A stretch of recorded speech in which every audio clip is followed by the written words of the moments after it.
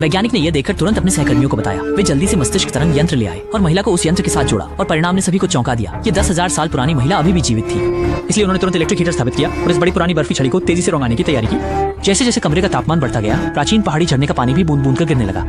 लेकिन वैज्ञानिकों को अभी भी लग रहा था कि पिघलने की गति बहुत धीमी है। इसलिए उन्होंने बगल में एक और ग्रिल लगा दिया और तापमान सीधे 100 तक बढ़ा दिया। इस तरह कुछ घंटों के बाद जमी हुई महिला अंततः मुक्त हो गई और उसकी सुंदर काया प्रकट हो गई। लोगों ने महिला को ऑपरेशन टेबल पर ले जाया, फिर उसके पहने हुए घास के वस्त्र को काटा ताकि उसकी पूरी जांच की जा सके।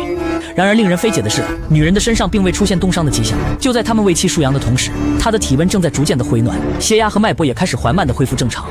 थोड़ी ही देर में महिला ने अचानक से एक बार आंखें झपकाईं। यह नहीं सोचा था कि वो सचमुच होश में आ गई है। हैरान जनता पूरी तरह से हक्का बक्का। ये हजारों साल पुरानी महिला अद्भुत रूप से जाग गई है। पर जैसे ही डॉक्टर को इस पर आश्चर्य हुआ, लड़की अचानक पूरे शरीर में मरोड़ने लगी और जोर से संघर्ष करने लगी। अच्छा हुआ कि डॉक्टर ने तुरंत प्रतिक्रिया दी और उसे एक खुराक शांत करने वाली दवा दी, जिससे उसकी शरीर धीरे धीरे शांत हो गई। इसके तुरंत बाद डॉक्टर ने तुरंत उसका खून लेकर परीक्षण किया, लेकिन परिणाम देखकर वह हैरान रह गया, क्योंकि उसने पाया कि लड़की के खून में एक विचित्र परिवर्तन हो रहा है। यह परिवर्तन संभवतः किसी वायरस के कारण है और डॉक्टर ने नमूने के आधार पर अनुमान लगाया कि लड़की शायद 40 मिलियन वर्षों से जीवित है और वह हिमयुग की अंतरिक्ष मानव हो सकती है। हालांकि दोनों की बात खत्म ही हुई थी कि एक साथी अचानक प्रयोगशाला में बेहोश हो गया। उसका बुखार 40 डिग्री तक पहुंच चुका था।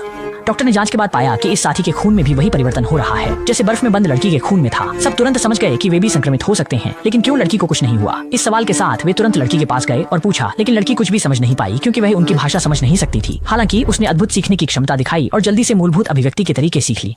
लेकिन जैसे ही डॉक्टर ने अनजाने में लड़की की बाजू का कपड़ा ऊपर उठाया, उनकी आंखें चमक गईं। उन्होंने देखा कि जब लड़की को पिघलाया गया था तब वहाँ वास्तव में एक घाव था, पर केवल कुछ घंटों में वह घाव चमत्कारिक रूप से भर चुका था। लेकिन जब दोनों इस पहेली का कोई हल नहीं ढूंढ पा रहे थे, तभी बेस के बाहर अचानक एक जबरदस्त बर्फीला तूफान आ गया और एक जांच में बाहर गया साथी अभी अभी लौटा और जमीन पर दर्द से कराहने लगा। लगता था कि उसने कोई भयानक जीव देखा है।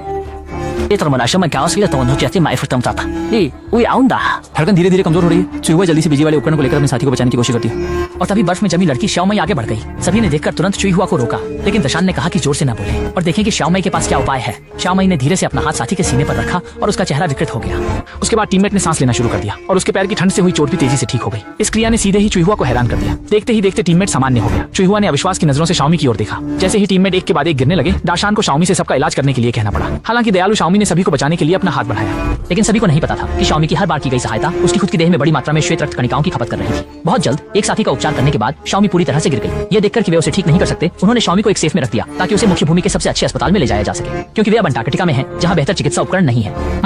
अस्पताल पहुंचने के बाद विशेषज्ञों ने भी बताया कि सफेद रक्त कोशिकाओं की भारी कमी के कारण अब कोई उपाय काम नहीं कर पा रहा है। इस तरह कुछ दिन जागने के बाद